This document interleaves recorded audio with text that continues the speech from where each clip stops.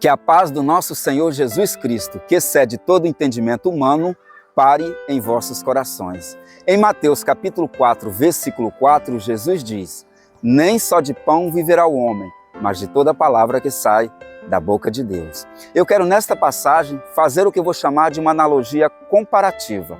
Ora, o que é analogia? É fazer relação entre coisas ou fatos distintos. Jesus está dizendo: do mesmo jeito que o nosso corpo precisa do alimento físico, também o nosso espírito precisa do alimento espiritual. Eu sou o evangelista Marcelino e quero compartilhar com vocês de uma breve reflexão sobre este assunto. Venham comigo. O que acontece quando não nos alimentamos adequadamente e com a frequência necessária? Segundo pesquisas, o nosso organismo vai usar das reservas de glicose, fazendo com que estas reduzem drasticamente, podendo causar hipoglicemia.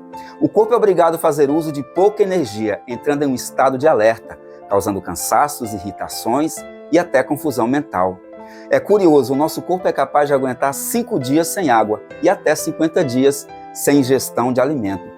Mas vejam só, segundo o relatório da ONU, cerca de 735 milhões de pessoas passam fome no mundo. Pesquisas indicam que a cada 4 segundos uma pessoa morre vítima da fome. Sem o alimento, não sobrevivemos. Jesus, tendo jejuado 40 dias e 40 noites, diz o texto, teve fome. E dentro do que eu já falei, imagine a situação em que ele se encontrava. E o diabo, sendo conhecedor da ânsia que o corpo, nesta situação, sofre por alimento, faz a seguinte sugestão. Em Mateus capítulo 4, versículo 3, o diabo diz: se tu és o Filho de Deus, mande que essas pedras se tornem em pães.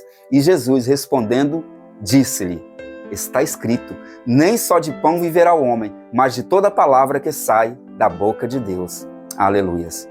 Se nem só de pão vivemos, mas de toda palavra que sai da boca de Deus, então o que acontece se não nos alimentarmos espiritualmente, adequadamente e com a frequência necessária?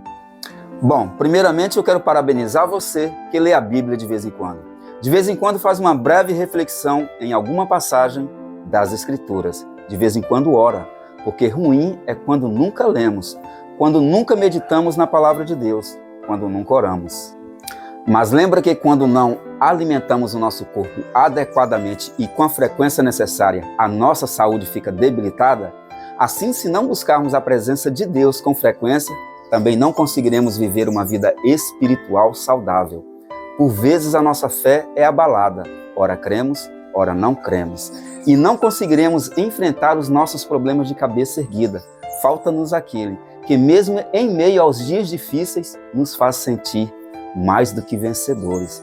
Por não andarmos na presença de Deus constantemente, deixamos de usufruir do sobrenatural.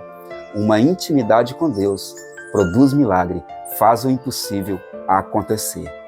Significa comunhão, significa harmonia no modo de sentir, pensar e agir, ligação, compartilhamento. Aqueles que da mesma forma que buscam alimento para o corpo, busca também o alimento para o Espírito, está em comunhão com o Espírito Santo, vive uma parceria, tem um elo de ligação. Em Romanos 8, versículo 16, está escrito: e o mesmo Espírito, que é o Espírito Santo, testifica com o nosso Espírito que somos filhos de Deus. Salmos 55, versículo 17, o salmista vai nos dizer: de tarde, de manhã e ao meio-dia orarei e clamarei e o Senhor ouvirá a minha voz. Imagine que você está fazendo trilha em um lugar desconhecido. Para que você tenha sucesso, é necessário um guia. O guia tem que estar constantemente ao teu lado.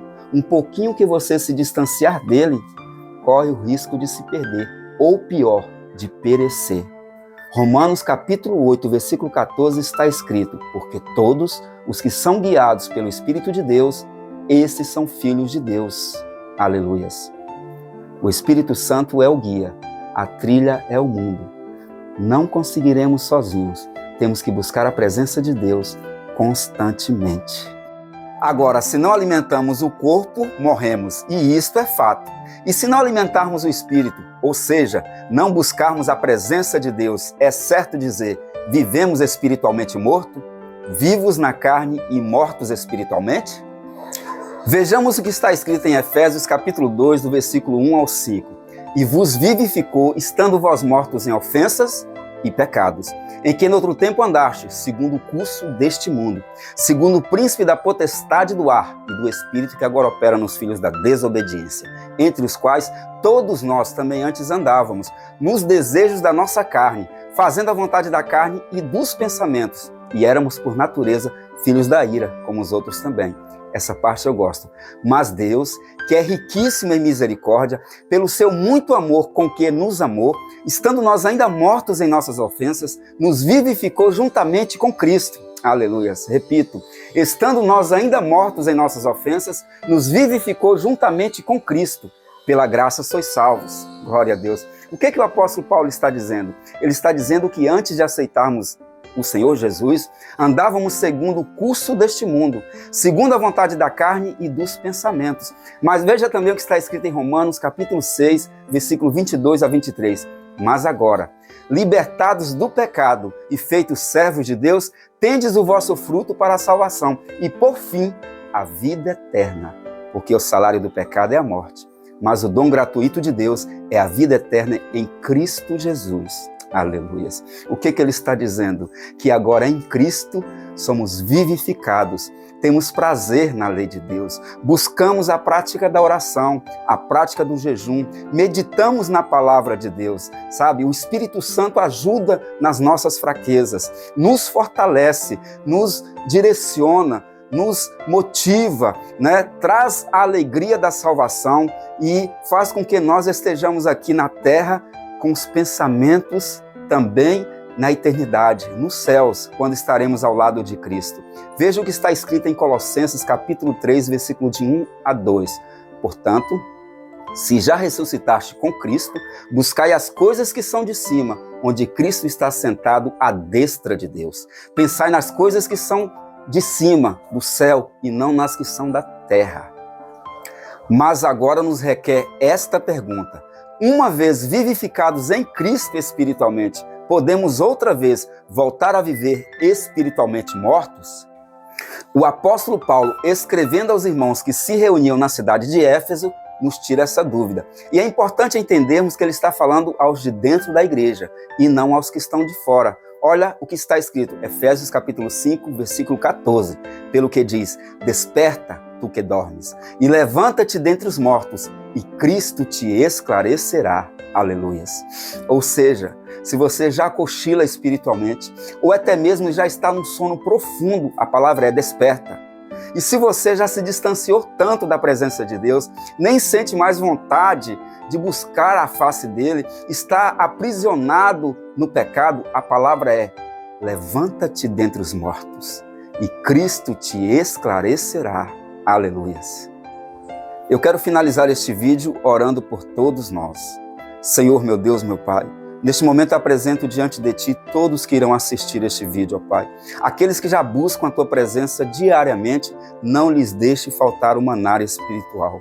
Ó Pai, aqueles que estão cochilando, ó Pai, fracos na fé, aviva o coração, Senhor. Aviva a mente, ó Deus. Ó Senhor, vivifica, ó Pai, o espírito, ó Pai. Aqueles que já dormem, ó Deus, que estão num sono profundo, Senhor, desperta, ó Pai, no nome de Jesus, Senhor. Ó Pai, aqueles que estão mortos espiritualmente, já não sentem vontade de buscar a Tua face, ó Pai. Não sente prazer, ó Deus, na leitura da Tua palavra, na meditação, ó Pai. Ó Deus, está aprisionado pelo pecado, ó Pai. Senhor, no nome de Jesus, vivifica-os, ó Pai. Vivifica-os, meu Senhor, na Tua presença, ó Pai. Que o Teu Espírito Santo vá de encontro e fale aos corações deles, ó Pai. Em nome de Jesus, Senhor. Abençoa famílias, ó Pai. Liberte, ó Deus. Cura, meu Senhor. Opera o milagre da salvação, ó Deus. É o que eu te peço em nome de Jesus. Amém.